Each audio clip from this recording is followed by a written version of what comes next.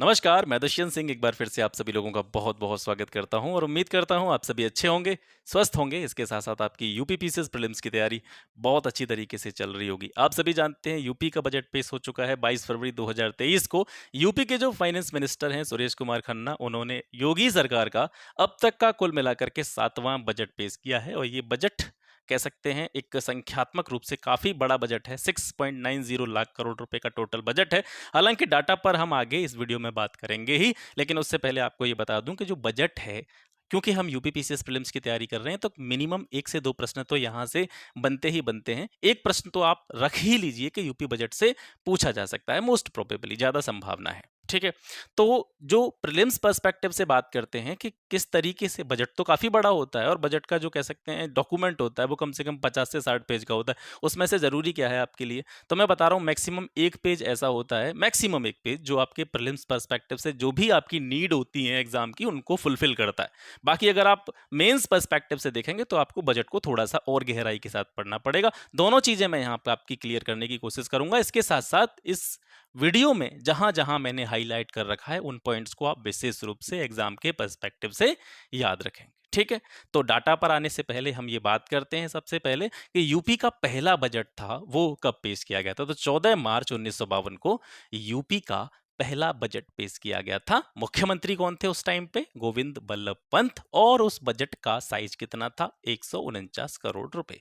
बहुत ज़्यादा दिमाग नहीं लगाना है, बहुत ज़्यादा पीएचडी करने पर ध्यान नहीं देना है, सीधे-सीधे फैक्ट्स हैं और एग्ज़ाम में फैक्ट्स ही आपको पार लगाएँगे, ठीक है? बाकी आपको थोड़ा-सा मेंस पर्सपेक्टिव से पढ़ना है तो बजट को एक बार बढ़िया तरीके से देख लीजिएगा, डॉक्यूमेंट आपको गूगल पर मिल जाएगा। मैंने भी गूगल से डाउनलोड किया था लेकिन उसमें से जो-जो ज़रूरी चीज़ें हैं उनको मैंने शॉर्ट लिस्ट करके आपके सामने यहाँ पर मैं वीडियो बना रहा हूँ ताकि आप लोगों को कुछ न कुछ इससे बेनिफिट हो सके। अब एक प्रश्न ये भी पूछा जाता है कि सबसे ज़्यादा बार बजट पेश किसने किया है अब तक? तो एनडी तिवारी यानी नारायण दत्त तिवारी जो मुख्यमंत्री थे, उन्होंने 11 बार बजट पेश किया था। दूसरे नंबर पर जो आते हैं वो आपके मुलायम सिंह यादव, इन्होंने 9 बार बजट पेश किया था। अब जैसे योगी सरकार चल रही है तो योगी सरकार ने अब जो अपना टोटल अगर काउंटिंग करें हम कितनी बार बजट पेश कर चुकी है या ये बजट जो है योगी सरकार का कौन-सा बजट है? अब तक अगर देखा जाए दोनों कार्यकालों को मिलाकर के योगी सरकार का यह 7वां बजट है जो कि बजट 2023-24 है। ठीक है, ये 7th बजट है योगी गवर्नमेंट का जो कि 22 फरवरी 2023 को प्रेजेंट किया गया किसके द्वारा? फाइनेंस मिनिस्टर सुरेश कुमार खन्ना के द्वारा। ठीक है, ये एक बेसिक सी जानकारी हो गई यहाँ से। अब जो सबसे मुख्य चीज़ है आपके लिए वो है बजट अनुमान, ठीक है? बजट के जो एक्सपेक्टेशंस होते हैं, वो आपको याद रखने हैं। वास्तव में बजट बजट नहीं होता, बजट एक्सपेक्टेशंस होता है क्योंकि 23-24 अभी चल नहीं रही है, 23-24 आने वाली है। तो बजट में क्या होता है? बजट में गवर्नमेंट ये बताने का प्रयास करती है कि हम आने वाले वित्तीय वर्ष के लिए किस-किस मद में कितना पैसा खर्च करने वाले हैं, किस पॉलिसी पर कितना व्यय करने वाले हैं। तो उसी के ये अनुमान हैं। वास्तविक अनुमान जो आते हैं या वास्तविक जो डाटा आता है वो कुछ अलग होता है, इस डाटा से थोड़ा-सा अलग होता है, ठीक है? तो फाइनेंशियल ईयर 2023-24 के लिए बजट अनुमानों में से जो मुख्य-मुख्य चीज़ें हैं उनको देख लीजिए। सबसे पहला पॉइंट आपसे यही पूछा जा सकता है कि इस बजट का आकार क्या है? तो टोटल डाटा जो है वो आपका ये है 6,90,242.43 करोड़ रुपए, ठीक है? ये जो है टोटल डाटा है। लेकिन कभी-कभी एग्ज़ाम में इसको इस तरीके से भी पूछा जा सकता है 6.90 इतना ही डाटा आपको दे देगा, पीछे करोड़ की जगह लिख रहा होगा लाख करोड़, ठीक है? तो दोनों तरीके से आपको याद रखना है। पूरा डाटा है 6,90,242.43 करोड़ रुपए और आपसे इस तरीके से पूछा जाए तो 6.90 लाख करोड़ रुपए, दोनों तरीके से ऑप्शन में पूछा जा सकता है। ये जो बजट पेश किया गया है 2023-24 का, इसको कहा गया है विकासोन्मुखी बजट। वित्त मंत्री जी ने अपने बजट भाषण में इसको क्या कहा है? विकासोन्मुखी बजट। उत्तर प्रदेश विकास की ओर अग्रसर हो रहा है, ऐसा वित्त मंत्री जी का कहना है और विकास की तरफ अग्रसर हो रहा है हमारा प्रदेश, इसी वजह से ये बजट जो है विकास की ओर उन्मुख होने वाला या यूपी को या हमारे इस प्रदेश को विकास की ओर ले जाने वाला बजट इसको नाम दिया गया है। ठीक है, इस बजट में 32,721 करोड़ 96 लाख की नई योजनाएं भी शामिल की गई हैं। कुछ योजनाएं पहले से चली आ रही होंगी, चाहे वो स्टेट गवर्नमेंट की होंगी, चाहे वो सेंट्रल गवर्नमेंट की होंगी। इस बजट में यानी फाइनेंशियल ईयर वित्तीय वर्ष 2023-24 के लिए 32,721 करोड़ 96 लाख की नई योजनाओं को भी शामिल किया गया है। कुल प्राप्तियां, गवर्नमेंट को जो पैसा मिला, ठीक है, सरकार को जो धन मिला, टोटल प्राप्ति का मतलब क्या है? सरकार को जितना पैसा मिल रहा है टोटल कितना है? 6,83,000 294.74 करोड़ अनुमानित है जो गवर्नमेंट के पास आना है, चाहे वो पूंजीगत प्राप्तियां हो चाहे वो राजस्व प्राप्तियां हो।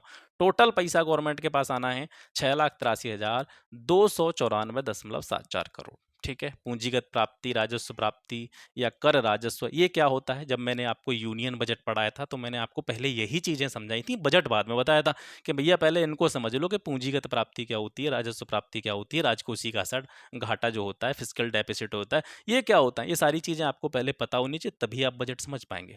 हालांकि आपको इसमें पीएचडी नहीं करनी है, बिल्कुल जो छोटी छोटी चीजें हैं वो याद रखनी है। एक तो आपको बजट का साइज याद रखना है, प्राप्ति कितनी है वो याद हो गई आपको यहाँ से। इसके बाद में कर राजस्व का अंश, कर राजस्व मतलब टैक्स के रूप में जो रेवेन्यू गवर्नमेंट को मिल रहा है वो है 4,45,871.59 करोड़ रुपए। और इस पूरे टैक्स रेवेन्यू में से यूपी का अपना खुद का टैक्स रेवेन्यू कितना है? 2,62,634 करोड़ रुपए। 2,62,634 स्वयं का कर राजस्व मतलब समझ रहे हैं? ऐसे टैक्स जो यूपी गवर्नमेंट ही लगा रही है और वही वसूल कर रही है। हमारी सरकार यानी यूपी सरकार ही जो टैक्स लगा रही है और वही उनको वसूल कर रही है, वो स्वयं का कर राजस्व हो गया। दूसरा है केंद्रीय करों में राज्यांश, मतलब कुछ ऐसे टैक्सेस हैं जिनको सेंट्रल गवर्नमेंट, केंद्र सरकार लगा रही है, वसूल कर रही है, लेकिन उन करों में, उस वसूल किए गए पैसे में राज्यों का भी कुछ हिस्सा होता है, राज्यों का भी उसमें क्या होता है, एक शेयर होता है, तो वहां से भी पैसा गवर्नमेंट को मिलता है। तो स्वयं का कर राजस्व यूपी का अपना खुद का टैक्स रेवेन्यू 2,62,634 करोड़ रुपए, और केंद्र के जो टैक्सेस हैं उनमें से जो शेयर है यूपी का वो 1,83,237 करोड़ 59 लाख रुपए। समझ में आ गया होगा। व्यय, व्यय क्या चीज होती है? जो बजट का साइज होता है वही व्यय होता है। मैंने आपको अभी थोड़ी देर पहले बताया था, जो बजट हम पढ़ रहे हैं या जो भी बजट पेश होता है वो क्या होता है? एक्सपेक्टेशंस होती हैं, अनुमान होते हैं आने वाले वित्तीय वर्ष के लिए कि गवर्नमेंट किस जगह पर कितना पैसा डालने वाली है। समझ में आ रहा है? तो जब पैसा किस पॉलिसी में कितना जा रहा है, किस मद में कितना पैसा खर्च हो रहा है, तो वो क्या हो गया? व्यय ही तो हो गया। तो टोटल व्यय की जब बात होती है तो वो बजट का साइज ही होता है। याद रखिएगा, जो हमारे बजट का साइज है 6,90,242.43 करोड़, यही क्या है? हमारा व्यय है। इस व्यय को अगर हम डिवाइड करें अलग अलग, तो राजस्व लेखा व्यय इसमें से ये है आपका 5,02,354.01 करोड़ रुपए, और पूंजी लेखा व्यय जो है हमारा वो है आपका 1,87,882.42 करोड़ रुपए। ठीक है। समेकित निधि जो टोटल फंड होता है जिसकी प्राप्ति हुई है, उसमें से कुल खर्चे को घटाने के बाद में जो चीज बचती है, अगर नेगेटिव वैल्यू आ रही है तो उसको बोलेंगे घाटा। ठीक है, घाटा बोलेंगे उसको। तो यह 6,949 करोड़ रुपए का जो घाटा है वो अनुमानित है। समस्त लेन देन का शुद्ध परिणाम 1,449.68 करोड़ ऋणात्मक है। मैंने इन पर हाईलाइट नहीं किया है क्योंकि ये जरूरी चीजें नहीं है। ठीक है, ये जरूरी चीजें नहीं है। जो जो मैंने हाईलाइट कर रखा है उस पर आपको विशेष रूप से फोकस करना है। अंतिम शेष कितना है? 35,957.42 करोड़, ये जो है अंतिम शेष है। राजस्व की बचत, ठीक है, टैक्स सेविंग आपकी 68,511.65 करोड़।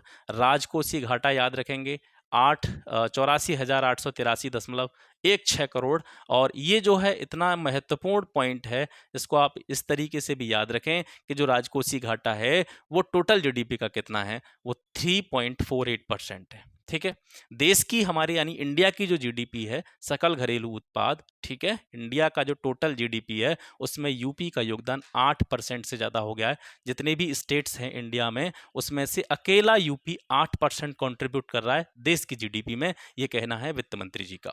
2021-22 में प्रदेश के जीएसडीपी, ये जीएसडीपी क्या बीमारी है? ये जीएसडीपी होता है ग्रॉस स्टेट डोमेस्टिक प्रोडक्ट। जिस तरीके से देश के लिए जीडीपी होती है, सकल घरेलू उत्पाद होता है, उसी तरीके से राज्यों के लिए सकल राज्य घरेलू उत्पाद होता है, उसी को जीएसडीपी कहते हैं। ठीक है, तो आप इसको इस तरीके से याद रख सकते हैं जिस तरीके से देश के लिए जीडीपी होती है। जीडीपी में आपको बता चुका हूं पूरी वीडियो बना करके। ठीक है, इकोनॉमिक्स की जो वीडियो थी मैंने उसमें आपको सारी टर्मिनोलॉजी बहुत अच्छी तरीके से समझाई है। तो जो देश के लिए जीडीपी की कह सकते हैं वैल्यू है, उसी तरीके से राज्य के लिए जीएसडीपी मायने रखता है। तो 2021-22 में जीएसडीपी में 16.8% की वृद्धि थी, जो कि देश की उस टाइम की ग्रोथ रेट से ज्यादा थी। लेकिन अगर बात करें फाइनेंशियल ईयर 2023-24 के लिए, तो जीएसडीपी में जो टोटल वृद्धि दर, ग्रोथ रेट एक्सपेक्टेड की गई है, वो 19% है। ये बहुत इंपॉर्टेंट है। सीधे रूप में आपसे पूछा जा सकता है कि वित्तीय वर्ष 2023-24 के लिए राज्य के सकल घरेलू, जो राज्य का सकल घरेलू उत्पाद होता है, उसमें कितनी परसेंट ग्रोथ रेट अनुमानित की गई है? तो 19%। वित्त मंत्री जी ने इसके साथ साथ अपने बजट भाषण में ये भी कहा है कि 2017 से पहले यूपी की जो बेरोजगारी दर थी, अनएम्प्लॉयमेंट रेट था, वो 14.4% था, जो कि वर्तमान में घट करके 4.2% आ गया है। इसके साथ साथ उन्होंने बताया कि 10 से 12 फरवरी 2023 के बीच में यूपी ग्लोबल इन्वेस्टर्स समिट का भव्य आयोजन किया गया। इसमें क्या हुआ, यूपी सरकार के जो भी मंत्री थे या जो भी अधिकारी थे, उनको उनका एक प्रतिनिधि मंडल बना करके, रिप्रेजेंटेटिव के रूप में उनको चुन करके 16 देशों के 21 शहरों में भेजा गया। वो 16 देशों के नाम आप यहाँ पर देख सकते हैं। हालांकि ये जरूरी चीज़ नहीं है, अगर आप करंट अफेयर्स पढ़ते चले आ रहे होंगे तो आपने देखा होगा ये पहले भी करंट में ये सारी घटनाएं हो सकी, क्योंकि ये बजट भाषण का अंश है तो मैंने इसमें इसको डाल दिया है। ठीक है, याद आपको नहीं करना है। भारत के 8 शहरों में रोड शो आयोजित किए गए इसी समिट के उपलक्ष्य में। ठीक है, वो 8 शहर थे आपके बम्बई, बेंगलुरु, हैदराबाद, चेन्नई, दिल्ली, कोलकाता, अहमदाबाद और चंडीगढ़। इस पूरे समिट में लगभग 25,000 से ज्यादा इन्वेस्टर्स के द्वारा प्रतिभाग किया गया। ठीक है, जो निवेशक होते हैं, पैसा लगाते हैं, 25,000 से ज़्यादा निवेशकों ने इसमें प्रतिभाग किया और इसके फलस्वरूप लगभग 33.50 लाख करोड़ रुपए के करोड़ के 19,000 से ज़्यादा समझौते जो हैं उन पर हस्ताक्षर किए गए। अगर बात करें ये जो इन्वेस्टमेंट हुआ है, उसमें से ज़्यादा इन्वेस्टमेंट किस जगह पर हुआ है बाहर के इन्वेस्टर्स के द्वारा? नवीकरणीय ऊर्जा में 16% सबसे ज़्यादा, इलेक्ट्रॉनिक्स में 12%, इंडस्ट्रियल पार्क में, औद्योगिक जो पार्क होते हैं उनमें 11%, शिक्षा के क्षेत्र में 9% और लॉजिस्टिक्स में 9% का इन्वेस्ट बाहर से हुआ है। 1 दिसंबर 2022 से लेकर के 30 नवंबर 2023 के बीच में G20 समूह सम्मेलन की मेजबानी भी जो है किसने की है? उत्तर प्रदेश ने की है। इसमें क्या होगा, 200 से ज्यादा बैठकें प्रस्तावित हैं भारत सरकार की अध्यक्षता में, जिसमें से 11 बैठकें कहाँ होंगी? उत्तर प्रदेश के लखनऊ, आगरा, वाराणसी और ग्रेटर नोएडा में। अब यहाँ से ये जो चीज़ आने वाली है, ये वाली, इसमें आप याद रखेंगे यूपी का शीर्ष स्थान किस किस चीज़ में है। जो आपकी पीएम आवास योजना, चाहे वो ग्रामीण हो चाहे वो शहरी हो, इसके अंतर्गत आवास निर्माण से जुड़ी हुई चीज़ें हों, ग्रामीण स्वच्छता से जुड़ी हुई चीज़ें हों, शौचालय निर्माण से जुड़ी हुई चीज़ें हों, और एमएसएमई जो होता है आपका, सूक्ष्म लघु एवं मध्यम उद्योग की स्थापना, इस सब के संदर्भ में यूपी जो है प्रथम स्थान पर है। इसके अलावा स्मार्ट सिटी मिशन जो है, इसके अंतर्गत India smart city award contest में भी यूपी को शीर्ष स्थान में रखा गया है। इसके अलावा पीएफएमएस पोर्टल जो होता है, पब्लिक फंड मैनेजमेंट सिस्टम जो होता है, उसमें डीबीटी के माध्यम से जो पैसा ट्रांसफर किया जाता है, धनराशि स्थानांतरित की जाती है, उस स्थानांतरण के मामले में भी यूपी फर्स्ट रैंक पे है।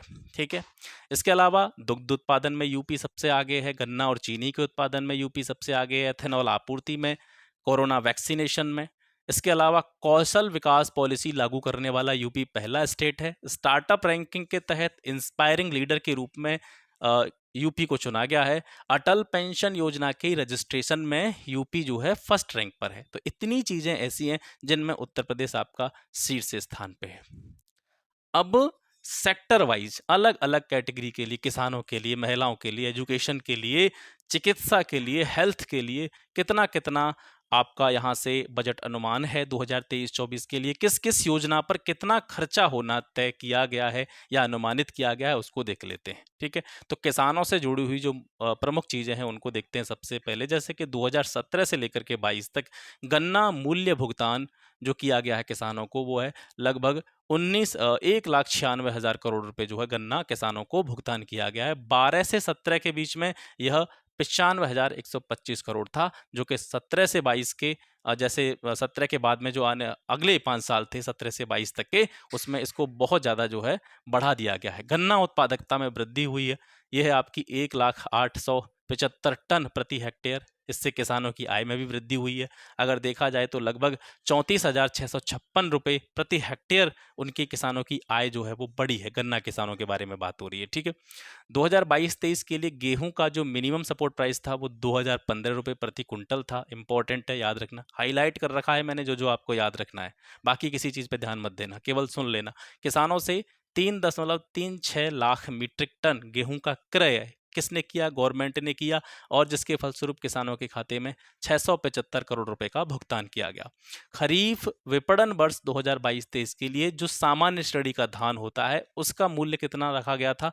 2040 रुपए प्रति कुंटल, और ग्रेड ए का धान था उसका मूल्य था 2060 रुपए प्रति कुंटल। ठीक है। सरकार ने किसानों से 62.66 लाख मीट्रिक टन धान का खरीदारी करी है, जिससे किसानों को कितना पैसा मिला है? 12,000 करोड़ का भुगतान किसानों को किया गया है।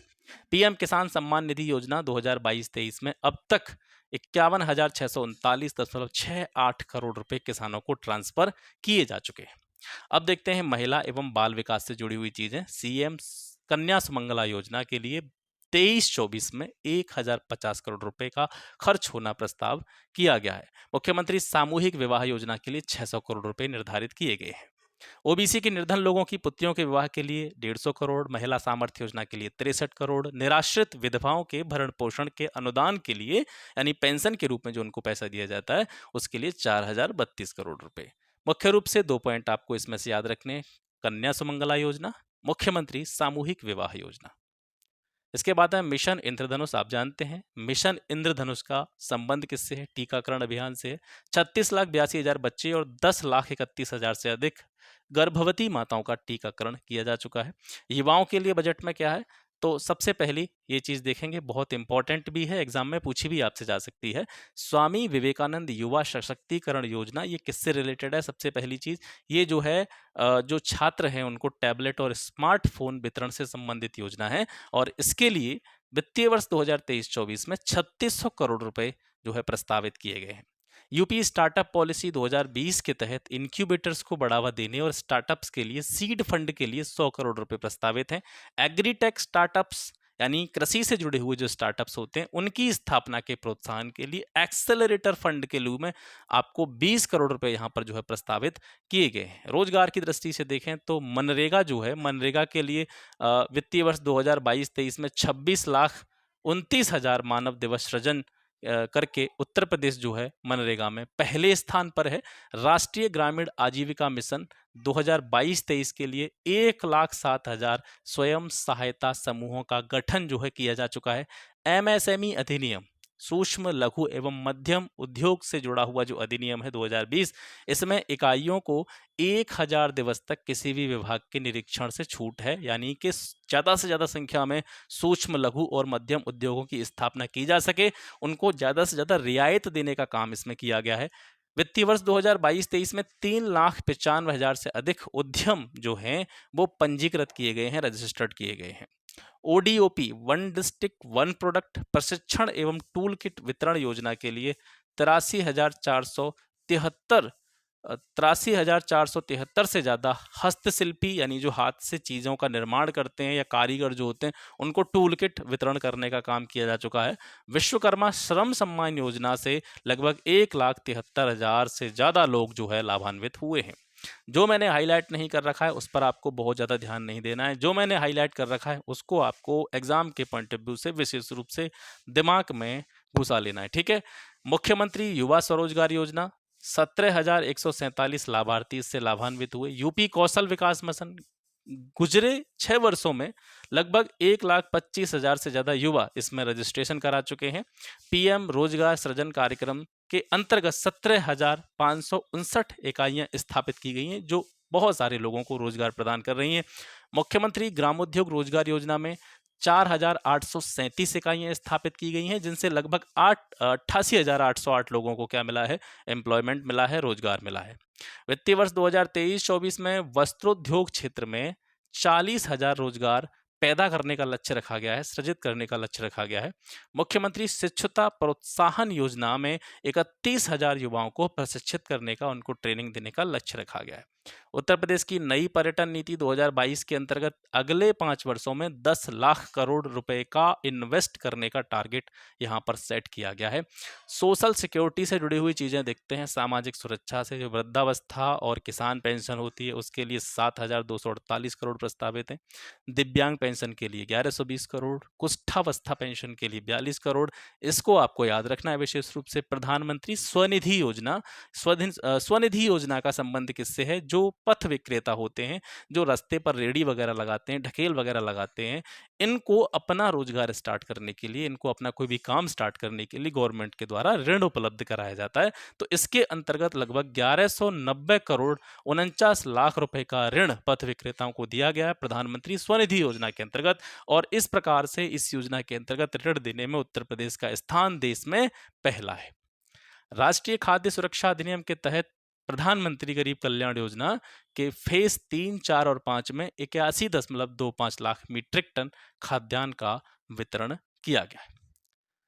श्रमिक कल्याण से जुड़ी हुई चीजें देखते हैं। कामगार की मृत्यु और दिव्यांगता सहायता योजना, ये एक पॉलिसी है जिसमें जो भी काम करने वाले लोग होते हैं, अगर उनकी कार्यस्थल पर जहाँ पर वो काम करते हैं वहीं पर मृत्यु हो जाती है तो 5 लाख सहायता राशि। अगर उनको दिव्यांगता हो जाती है, मतलब वो हैंडीकैप हो जाते हैं, विकलांग हो जाते हैं स्थायी रूप से, मतलब ऐसी दिव्यांगता जो ठीक न हो, उसके लिए 4 लाख की सहायता राशि। और आंशिक रूप से दिव्यांगता अगर उनको होती है तो 3 लाख रुपए की सहायता राशि का प्रावधान किया गया है। प्रधानमंत्री श्रम योगी मानधन योजना के अंतर्गत 6,65,977 लाभार्थियों को पंजीकृत कर दिया गया है। यूपी में 5,021 रोजगार मेलाओं का आयोजन किया गया, जिनमें लगभग 7,29,000 लोगों को रोजगार प्रदान किया गया। 490 ग्राम पंचायत और शहरी वार्डों को बाल श्रम से मुक्त घोषित करके नया सवेरा योजना जो है उसका संचालन किया जा रहा है। सीएम जन आरोग्य योजना के लिए 100 करोड़ रुपए का प्रस्ताव इसमें रखा गया है।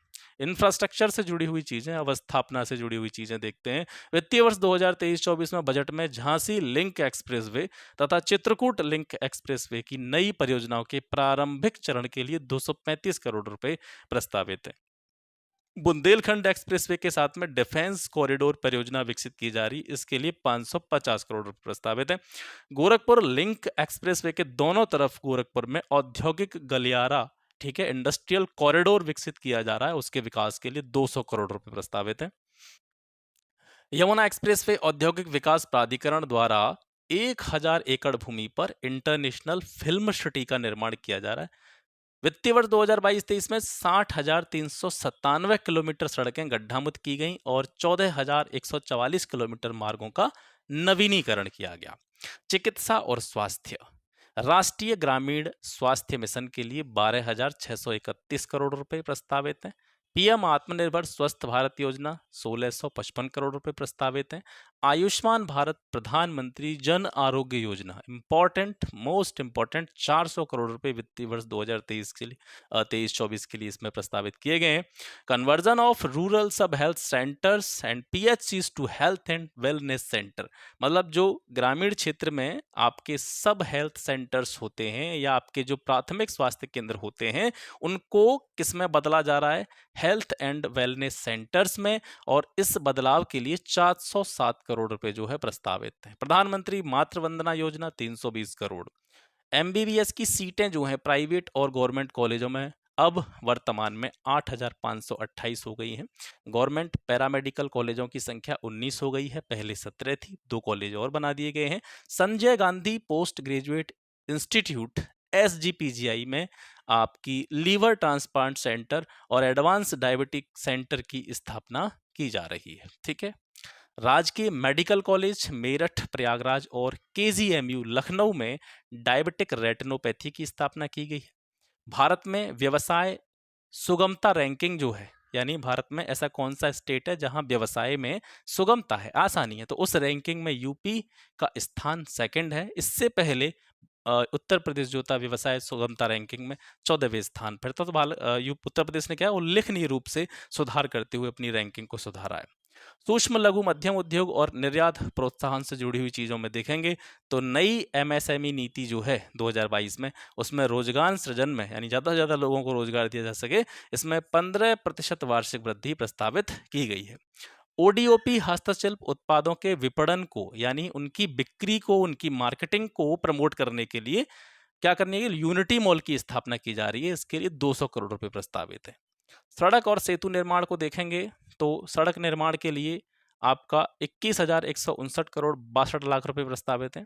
ग्रामीण क्षेत्रों की सड़कों के लिए 1,525 करोड़ और धर्मार्थ यानी धर्म से जुड़े हुए या ऐसे मार्ग जो धार्मिक स्थलों को जोड़ते हैं उनके विकास के लिए आपको यहाँ पर 1,000 करोड़ रुपए का प्रस्ताव दिया गया है।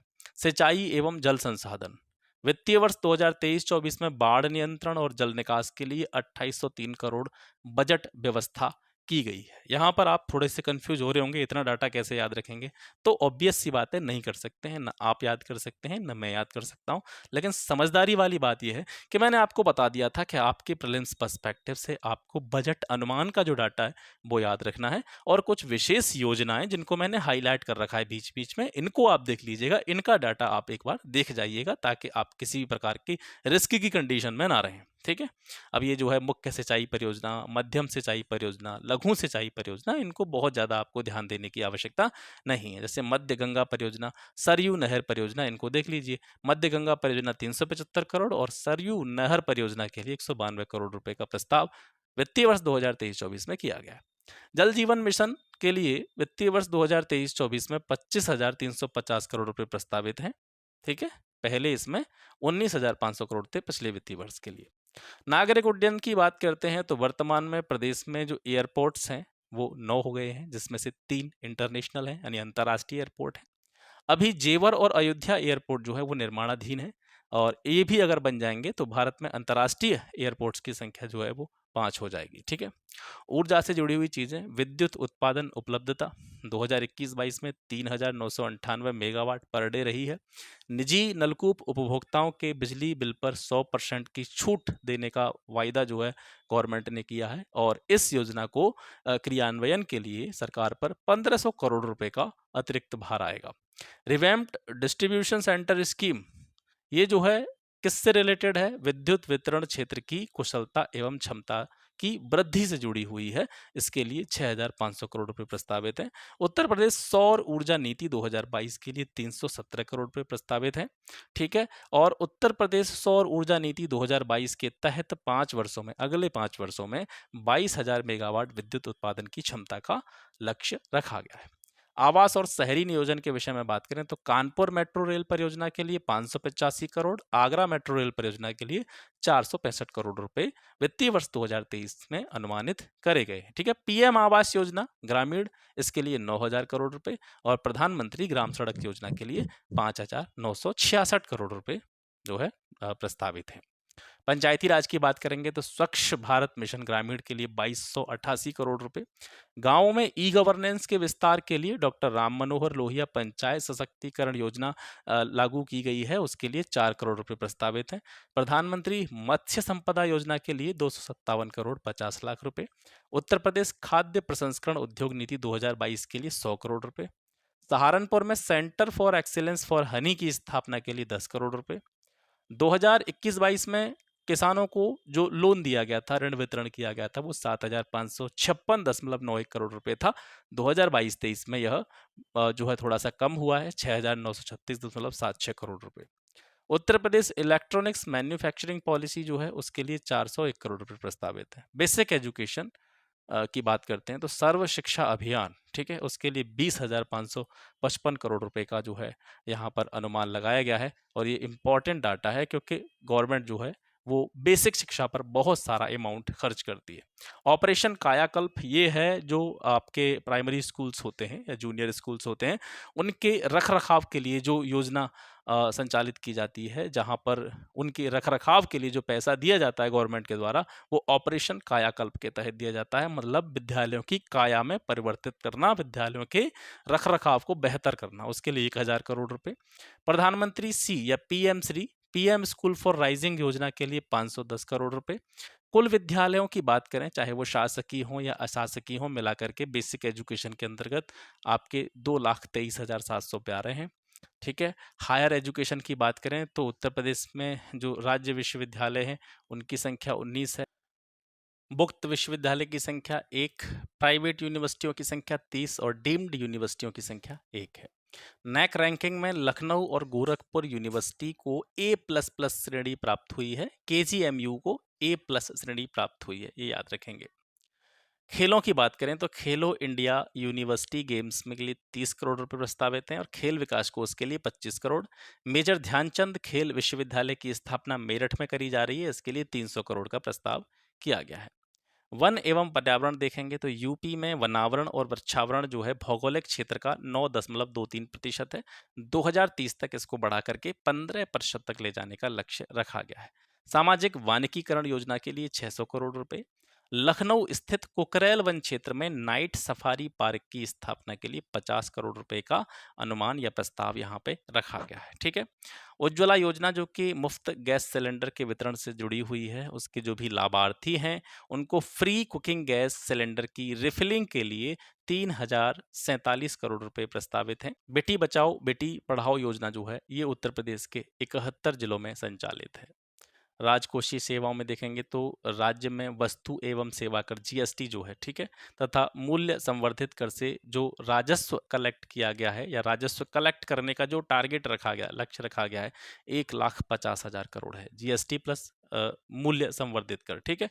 आबकारी शुल्क 58,000 करोड़ का लक्ष्य है और वाहन कर से 12,672 करोड़ का लक्ष्य रखा गया है। तो ये हो गया आज का सेशन जिसमें हमने यूपी के बजट को डिस्कस किया, ठीक है। और इसमें से जो भी इम्पोर्टेंट डाटा है आपने वीडियो देखा होगा तो आप इसमें से देखेंगे कि जो चीज़ें मैंने हाईलाइट की हैं उनको विशेष रूप से आप नोट डाउन कर लीजिए कहीं पे भी, ठीक है, और उन्हीं को बार बार देखते जाइए। जब भी आप एग्जाम देने जाएं तो मुख्य एक तो बजट का साइज क्या है, राजकोषीय घाटा कितना है, और जो प्रमुख योजनाएं हैं किस प्रमुख योजना में कितना कितना व्यय किया गया। सारी योजना याद नहीं करनी है, जो प्रमुख है मैंने हाईलाइट कर रखी हैं।